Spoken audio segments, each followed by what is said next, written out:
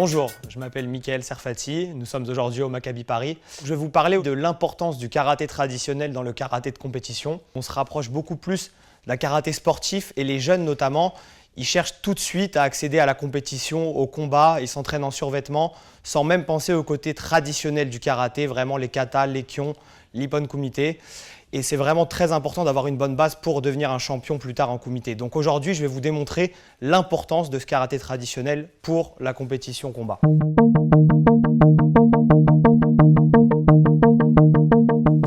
Donc la première partie aujourd'hui, ça va être consacré à la garde.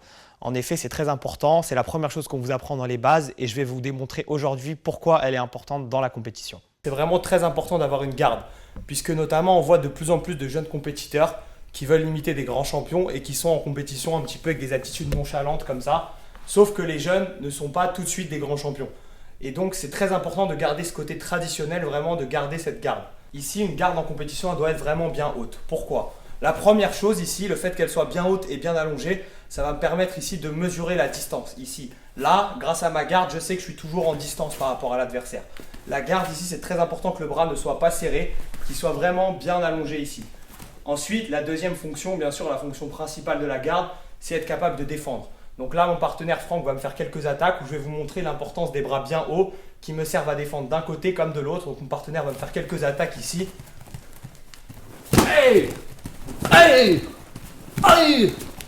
Hey! Hey! Hey! Donc voilà, maintenant je vous ai montré qu'une bonne garde, ça servait aussi à défendre, mais ça sert aussi à remiser. C'est très important la remise. Le fait d'avoir des bras bien placés va vous permettre, après une défense, de faire une contre-attaque, ce qu'on appelle en karaté une remise. Je vais vous démontrer ici, mon partenaire va m'attaquer. Aïe! Aïe! Aïe! Aïe! Aïe!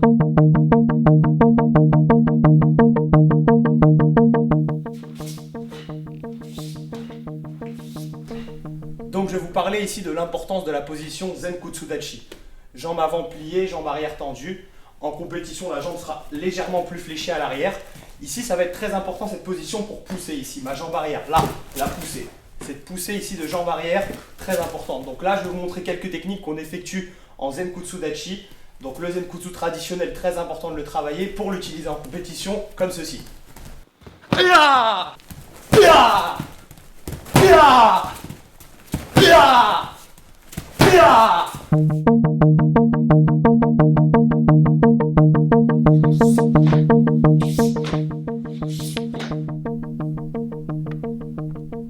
Donc maintenant, je vais vous parler de l'importance du Kokutsudachi. C'est une position très utilisée dans le karaté traditionnel avec les Shuto-uke, notamment en kata. Elle est aussi très utilisée en combat de nos jours. Quand on voit beaucoup de pays du Moyen-Orient, ils travaillent énormément en Kokutsudachi, c'est-à-dire en poids sur l'arrière.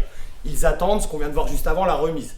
Ils attendent ici, en combat, ils sautillent et là, ils sont tout de suite poids sur l'arrière pour remiser beaucoup plus facilement.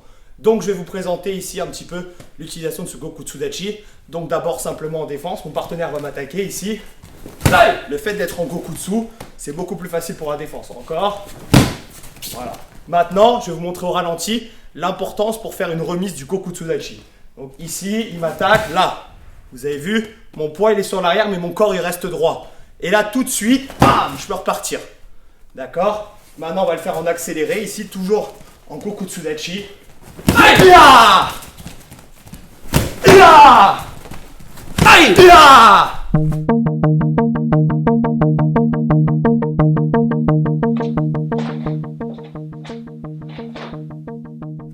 Maintenant, je vais vous parler du Kibadachi.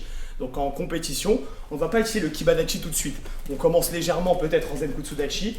Maintenant, quand ici, on voit beaucoup ça aujourd'hui dans le karaté international, quand il va m'attaquer avec son bras avant, vas-y, hop là, je suis en Kibadachi, j'esquive, je suis passé sur le côté. D'accord? Là, ça sert beaucoup en défense aujourd'hui. Ce Kibadachi, vas-y, attaque-moi. Hop, là, ici. Là, je suis Kibadachi. Le bras à l'intérieur, ok? Maintenant, on voit beaucoup esquive Kibadachi avec beaucoup de karaté des pays de l'Est, notamment ici. 1, 2, balayage, suivi d'un Gyakutsuki. Je vais vous le faire maintenant à vitesse réelle avec l'utilisation de ce Kibadachi. L'importance ici d'être capable de passer rapidement sur cette position. Pia!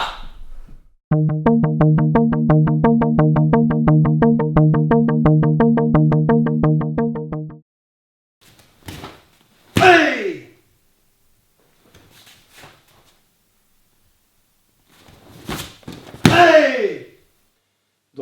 kumité du karaté traditionnel va aussi nous servir dans le karaté de compétition. En effet, ça retranscrit un petit peu les fins de combat. C'est-à-dire, par exemple, il nous reste 10 secondes, moi je le mène de 2 points, 1 point, lui il va devoir se jeter pour rattraper son point. Donc là, l'Ippon Kumité, ça nous apprend à être capable de réagir à partir d'une position de yoi. Je vais vous montrer donc 2 exemples d'Ippon Kumité appliqués au combat. On est en compétition avec une partenaire, Hajime. Maintenant, je vais montrer un deuxième exemple sur une attaque de jambes. Comme si je menais de 3 points, l'adversaire doit rattraper absolument 3 points. Il reste 5 secondes. Hajime.